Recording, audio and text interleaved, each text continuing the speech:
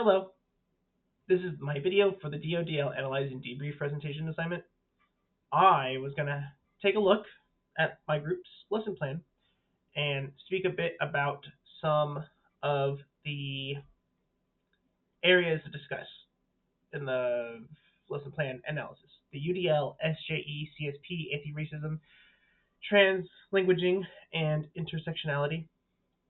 In this, I was going to start from the top and just kind of go down the bottom and then rummage through the lesson plan as I speak about some of these topics. So the first I want to talk about is UDL. In this lesson plan, I definitely do believe that UDL is present in a few ways. The first and foremost definitely being that the lesson plan is almost entirely designed around choice and the student's choice. It's based around the co-teaching model of station teaching, which means that we're going to have 3 stations with 3 teachers or 1 teacher at each of these 3 stations, and the 3 stations are all about a different activity that's talked about in our learning objective: Google searches, mind maps, or flashcards. And so I do think that these 3 activities are definitely different enough from each other that they allow students a large amount of opportunity to express themselves in a way that's best fit for them and still shows that they are learning the content. The Google searches, which in this case is Google Earth, allows the students to also work with technology and through laptops or Chromebooks, which I think also increases the ability for accessibility because they can customize their experience to fit them better in terms of zooming in, using keyboard instead of using a pencil, maybe even having their laptop set up in a different language, etc. Then going into SJE, I think the lesson is not inherently designed to really focus on many social justice issues, but that's mostly because the lesson plan or the content standard itself is not very focused on that. It's simply focused on looking at local regions, like aspects of your local region. It says right there, identify geographical features in their local region. And so we're simply talking about things like deserts, mountains, valleys, hills, coastal areas, oceans, and lakes. And so I do feel that the lesson plan does have moments that are designed to reference and look at areas that students live in, which is good, such as the Central Valley and Fresno. I think the Central Valley is a big one in this case, especially because it's not only one of the main one of the regions where the students will be looking at this lesson, but it's also where most of the students will come from, and so they can have a chance to share and just talk about where they come from. And even with that in consideration, even if the students don't live or come from California, even the country of the U.S., they come from a different state, they come from a different country, I still think that our lesson has been designed in a way that students can still express themselves. In a way, and in that way is because, say, the students are speaking about deserts in California, there's something stopping the students from bringing up comparisons, such as they can talk about the deserts of Mexico or even, say, the mountains of Siberia. It doesn't matter.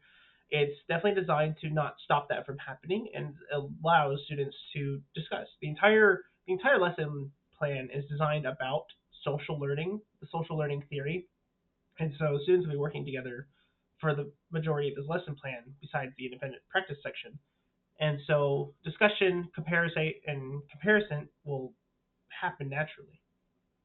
Now, for regards to CSP, the lesson is designed more so around the regions of California, and so it doesn't really allow. Well, that's not true. I shouldn't say that. It doesn't.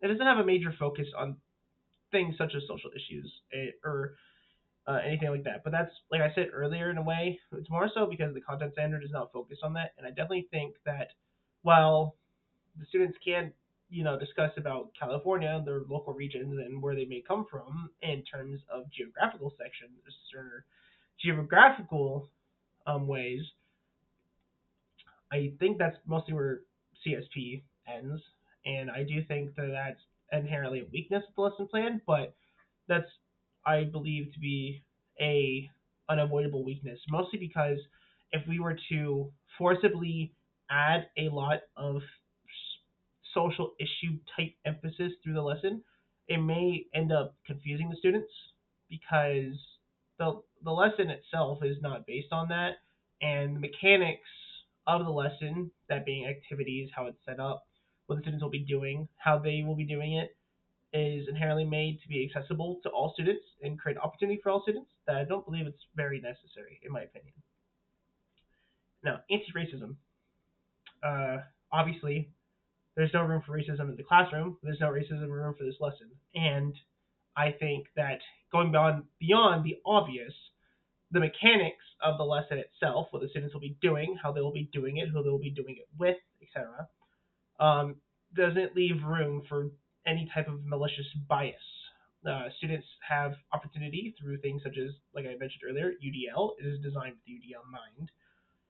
And the students are encouraged to answer in any way they like. When I say that, is that there's two sections uh, notable about that. One is being that this will kind of go more into the next section as well, but I'll mention here lightly. The students are allowed to write down their notes and even their answers in the independent practice in whatever language they like to, whichever language they're most comfortable with. And so they can express themselves in the way they see best fit, as long as they show that they are learning the content, which is what I find to be most important for the students. Now, expanding on that, we go into translanguaging and intersectionality. I think that the students are definitely allowed to use their full linguistic repertoire. I think that this is done mostly through, like I mentioned earlier, that the students are encouraged to discuss and write down their answers the way they best see fit. Now, in terms of group work, in terms of speaking, they can choose to use whichever language they like, but I'm sure they would most likely end up using English to work with the other group members that they happen to end up with. However, they will still have the opportunity to use the language they're most comfortable with for writing down their answers and writing down their notes, which during the lesson and then in the independent practice, which I think is important because students can find it easier to write down their thoughts in their own language instead of trying to transcribe their thoughts into a different foreign language. I've seen it happen before myself, and I've seen it work that way, and so I definitely believe it's important to the lesson because it's important to me. Another small bonus is that the students are also allowed to use laptops or Chromebooks for their answers if they find that to be more usable. They can um, simply submit their work through Google Classroom in this hypothetical, uh, and I think that also allows for more accessibility to allow them to reach their linguistic or fulfill their linguistic repertoire. But that's about it.